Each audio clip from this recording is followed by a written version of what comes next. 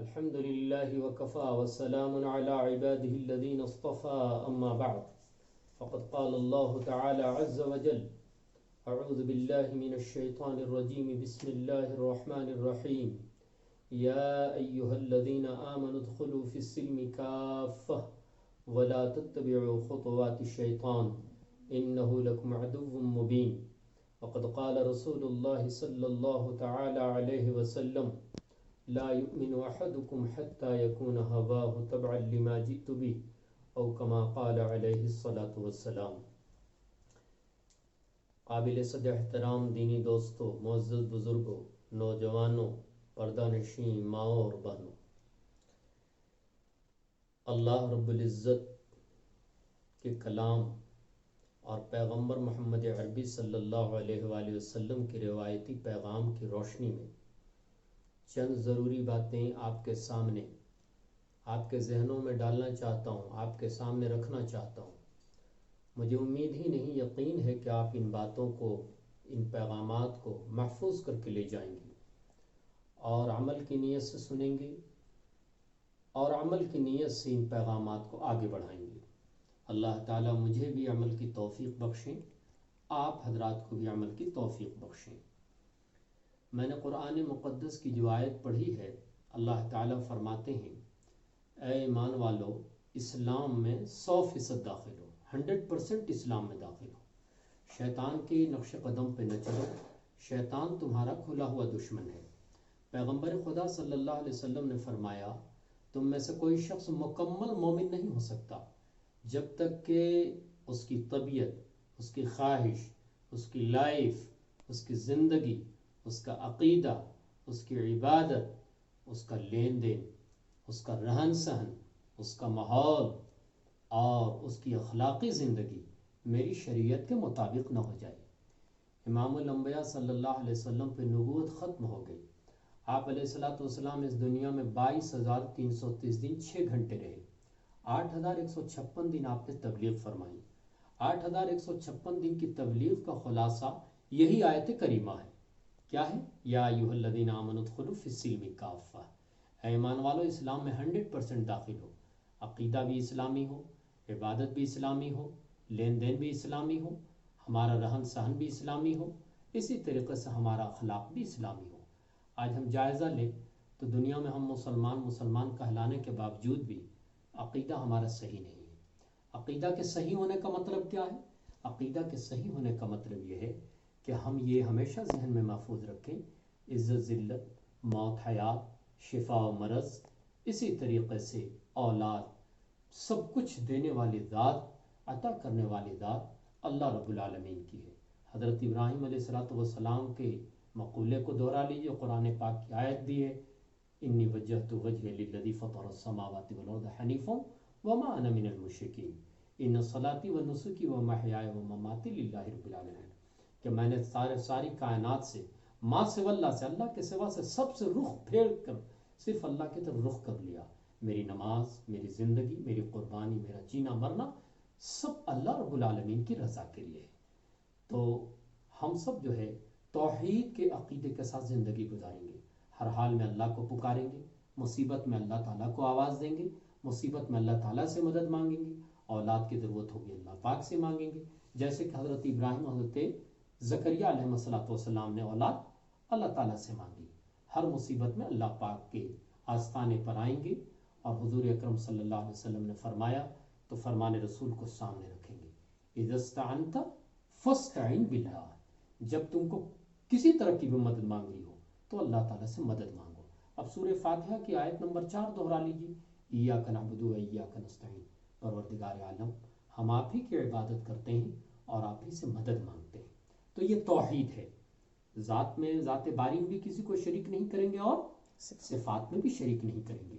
اب شرک کا نقصان ہم بتا کر آگے بڑھتے ہیں۔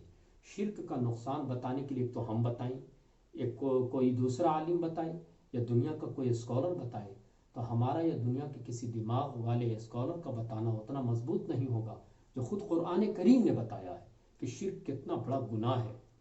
اللہ تعالیٰ نے فرمایا کہ اللہ تعالیٰ شرک کو کبھی معاف نہیں کرے گا، ان اللہ لا یغفر ان یشرک بہ ویغفر ما دون ذلک لمن یشاء، شرک کے علاوہ تمام گناہوں کو اللہ پاک معاف فرما دے۔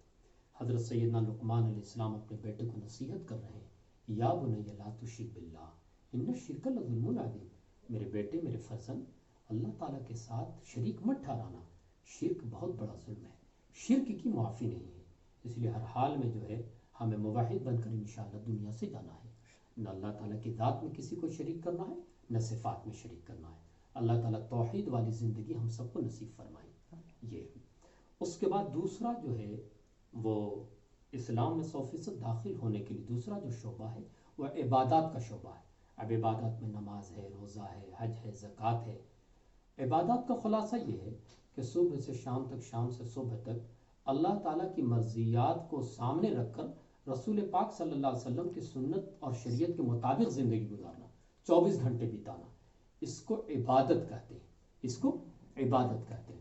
اللہ تعالیٰ معبود ہیں، ہم عابد ہیں، اللہ تعالیٰ مسجود ہیں، ہم ساجد ہیں۔ ہمارے اور اللہ پاک کے درمیان جو رشتہ ہے وہ کیا رشتہ ہے؟ وہ رشتہ ہے معبود ہونے۔ اس رشتے کو یوں سمجھیے کہ اللہ تعالیٰ کو کسی سے کوئی رشتہ داری نہیں، وہ معبود ہے، ہم عابد ہیں۔ قل هو اللہ احد اللہ الصمد لم یلد ولم یولد ولم یکن له کفوا احد۔ تو ہم زندگی میں عبادات میں نماز وغیرہ کی بھی پابندی کریں گے۔ آج ہم میں سے بہتری لوگ نماز نہیں پڑھتے۔